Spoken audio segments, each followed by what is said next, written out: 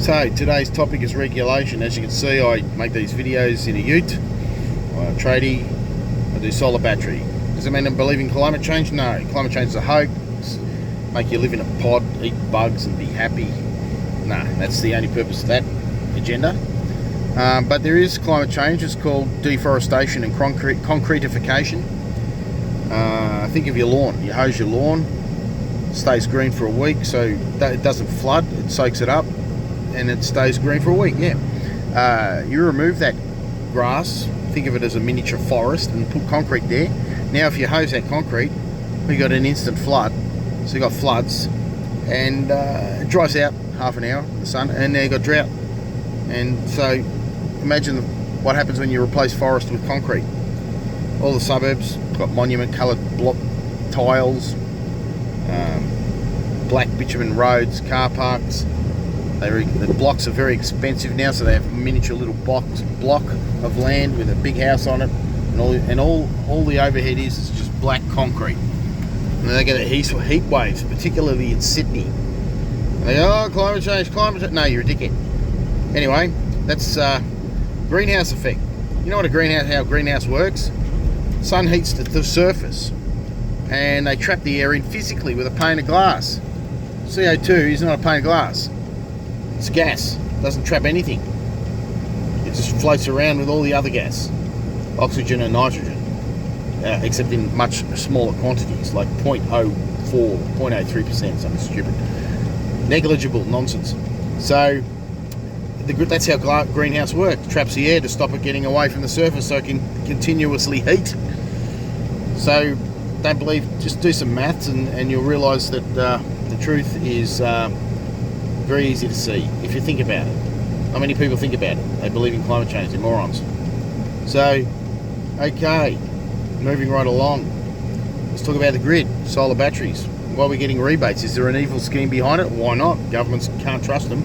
You got to ask, why is there rebates for solar and battery? Well, fortunately, I can tell you the good news is they're trying to cover up their own folly. They shot themselves in the foot when they sold off the electricity grid to private interests back in about 1990 in Australia, all over the place, or Australia-wide. And of course, privatisation means profiteering and running the grid to failure with poor maintenance.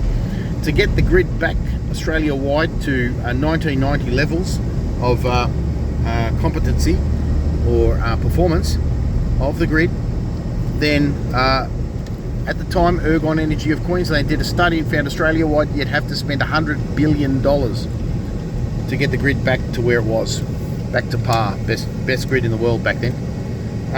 So what's it now? Maybe $250 billion 15 years later. So what? They can't spend $250 billion on the grid.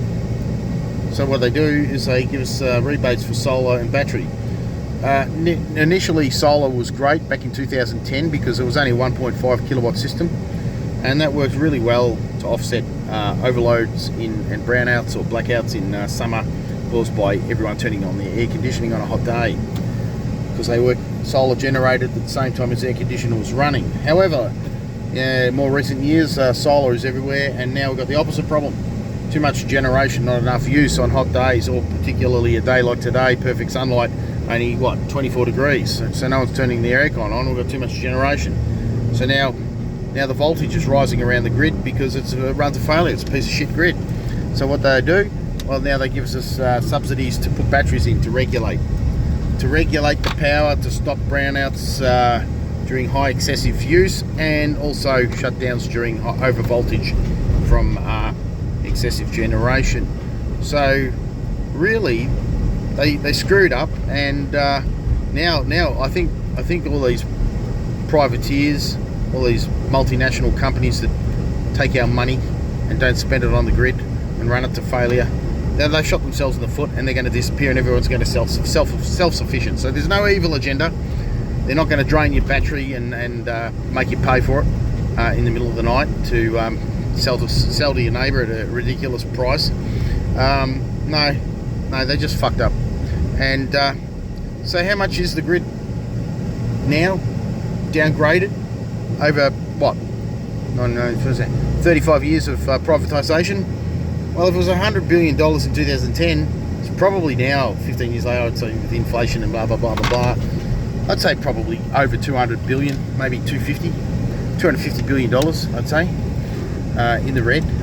So that's how much it would cost to upgrade the grid. Much cheaper to do solar and batteries. And well, to just put it into perspective, how much is $250 billion? Remember, Dr. Evil said $100 billion. So 250 is 2.5 times more than that. That's a lot of money. You know how much money that is? It's enough to go to war with Russia. Twice. Not once, twice.